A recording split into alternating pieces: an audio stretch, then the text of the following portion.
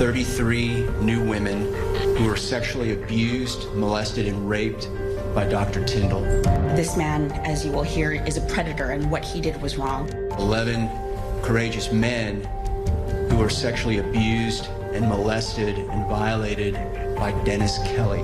Victim of betrayal, misconduct, and sexual assault. This clearly reflects on an institutional culture of neglect, of cover-up, of us being unimportant, of us being a dollar sign. New allegations in the USC sex abuse scandal. More than 40 new people coming forward to say they were sexually abused by two former campus doctors, and they are not alone. Already, more than 650 women have come forward with allegations against former campus gynecologist George Tyndall. At least 30 men have come out against former campus men's sexual health doctor Dennis Kelly. In fact, USC has already agreed to a $215 million class action settlement for 17,000 of Tyndall's former patients. I want to bring in Brendan Heil. She's part of this new lawsuit. Also her attorney, Andy Rubenstein. Thank you both for being with me. Brendan, I do want to start with you. And I was reading through what happened to you. Walk me through this. And Dr. Tyndall is actually someone you went to after being sexually assaulted. Yeah, absolutely. So I was raped on New Year's Eve of my freshman year of college, and then immediately went to see Dr. Tyndall in order to get a pregnancy and STD check.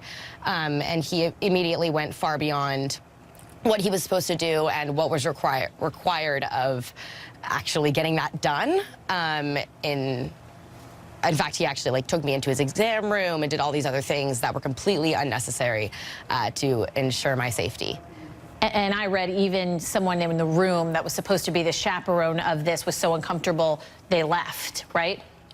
Yeah, and I think that's one of the most egregious things that happened, was that literally this woman was in the room. She was my chaperone. She is in charge of taking care of me. And instead of doing all of those things, she said that she was uncomfortable and then immediately walked out of the room midway through my exam and didn't do anything to report it or anything like that. So, did you tell anybody what happened to you, and what came back with that kind of complaint?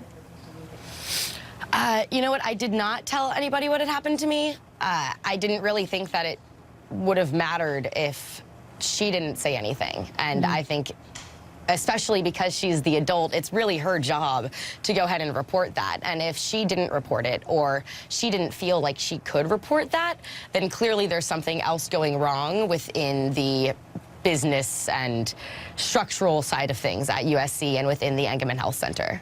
And also coming from such a vulnerable place already, having gone through a sexual assault, I can only imagine. And you know, Andy, when you talk about how could this have gone on for so long, what has the school said to you, if anything? They certainly settled another settlement in connection to a different lawsuit involving these doctors.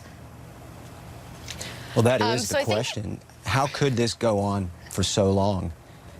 The generations of women and men who were sexually abused by these two doctors.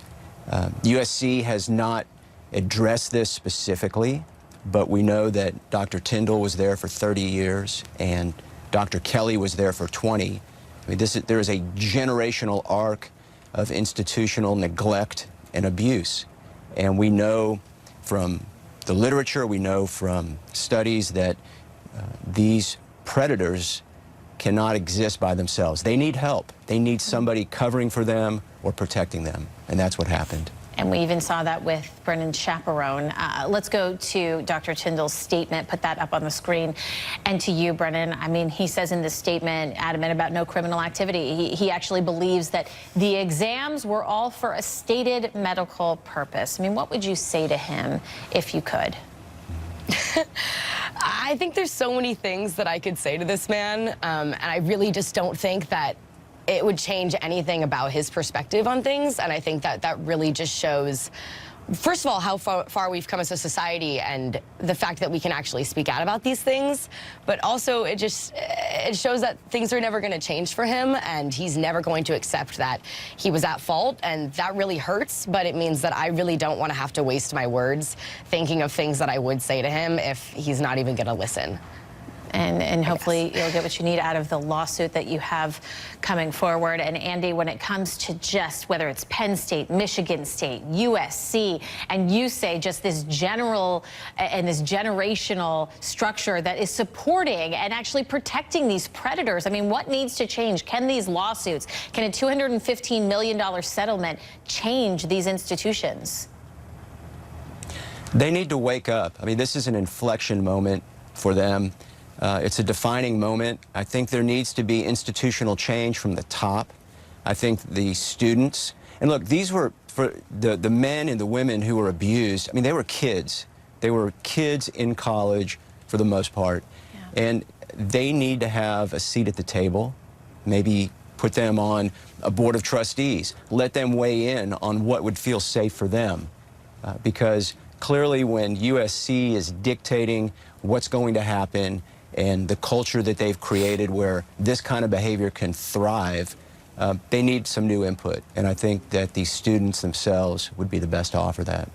Andy Rubenstein, Brendan Heil, thank you so much for being with me. Brendan, I know this can't be easy to talk about. We appreciate it. Hopefully it will inspire other women to come forward, and it's okay to talk about it. You will be heard. Thank you. I hope so too. Thank you. Thank you.